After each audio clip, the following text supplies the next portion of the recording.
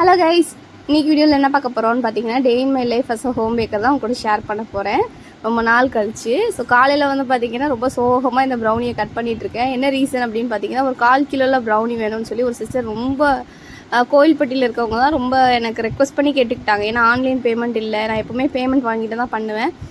நான் வந்து டேரெக்டாக கொடுக்குறேன், என்கிட்ட வந்து ஜிபே ஃபோன்பேலாம் இல்லை அப்படின்னு சொன்னாங்க.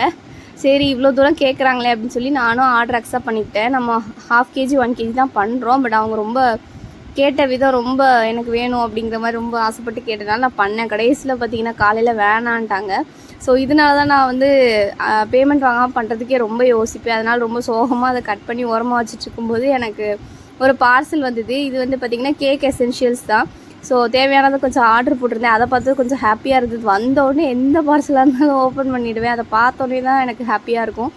ஸோ உள்ளே வந்து நிறையா மேக்ஸிமம் கேக் பாக்ஸஸ்ஸு எல்லாமே மேக்ஸிமம் வந்து கேக் பாக்ஸஸாக தான் நான் ஆர்டர் பண்ணியிருந்தேன். அண்டு ப்ரௌனினா எங்கள் வீட்டில் எல்லாருக்கும் ரொம்ப ரொம்ப பிடிக்கும். ஸோ அந்த ப்ரௌனி கேன்சல் ஆனதுனால ஆளுக்கு அதெல்லாம் சாப்பிட ஆரம்பிச்சிட்டோம்.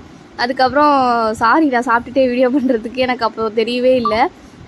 பார்த்திங்கன்னா நிறையா different sizes of cake box, அப்புறம் ட்ரம் போர்டு, அதுக்கப்புறம் டாப்பர்ஸு, அதுக்கப்புறம் கலர்ஸ் கொஞ்சம் வாங்கியிருந்தேன்.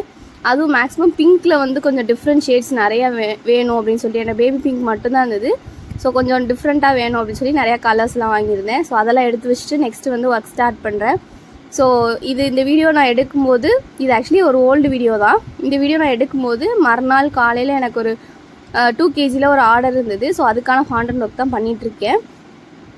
ஸோ அதுக்கு வந்து ஒரு குட்டி பாப்பா செய்யணும். அதுக்கப்புறம் வந்து பார்த்திங்கன்னா கொஞ்சம் பலூன்ஸ் மாதிரி, அதுக்கப்புறம் ஒரு ரேபிட் செய்யணும். அந்த மாதிரி நிறைய கொஞ்சம் ஃபாண்டன்ட் ஒர்க் அதிகமாக இருந்தது. ஸோ அதெல்லாமே ஸ்டார்ட் பண்ணிட்டேன். ஸோ ஃபாண்டன்ட் ஒர்க்னாலே ரொம்ப டைம் கன்சியூமிங் ப்ராசஸாக இருக்கும். அதான் எடுக்கிறதுக்கே ரொம்ப யோசிப்பேன். மேக்ஸிமம் க்ரீம் யூஸ் பண்ணி பண்ணுறது, அதுக்கப்புறம் வந்து பார்த்திங்கன்னா ப்ரிண்ட் அவுட்ஸ் யூஸ் பண்ணி பண்ணுறது, அது மாதிரினா டக்குன்னு முடிச்சிடலாம். இது ரொம்ப கஷ்டம். பட் இருந்தாலும் அவங்க ரொம்ப ஆசைப்பட்டு கேட்டாங்கன்னா கண்டிப்பாக ஃபாண்டன்ட் ஒர்க்கும் நான் பண்ணி கொடுப்பேன்.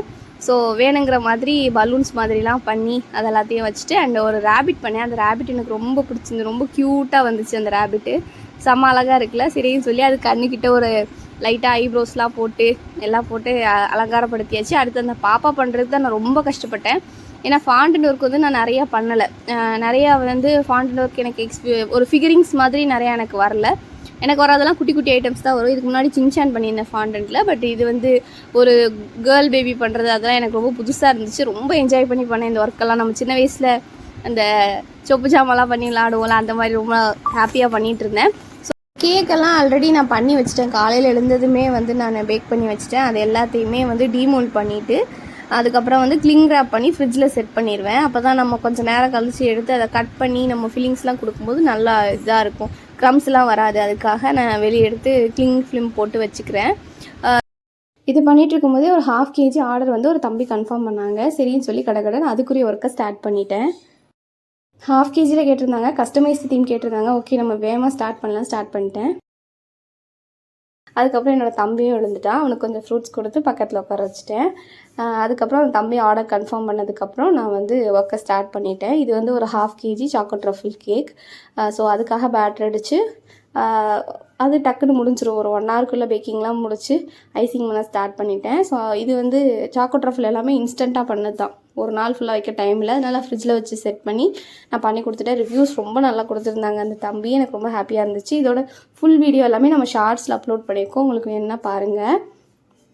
ஸோ ஒரு ஃபுட்பால் தீமில் கேட்டிருந்தாங்க. ஃபினிஷிங் லுக் இப்படி தான் இருந்துச்சு. அதுலேயும் கொஞ்சம் ஃபாண்டன்ட் ஒர்க் இருந்தது. அதுவும் உடனே பண்ணி நான் வந்து செட் பண்ணி கொடுத்துட்டேன். அதுக்கப்புறம் நைட்டு வந்து பார்த்திங்கன்னா நம்ம அந்த 2 kg கேக் இருக்குது இல்லையா, ஸோ அதை வந்து பண்ணுறதுக்கு ஸ்டார்ட் பண்ணிட்டேன். ஏன்னா காலையில் கேட்டிருந்தாங்க, அதனால நைட்டே வந்து ஐசிங்கெல்லாம் பண்ணிட்டேன்.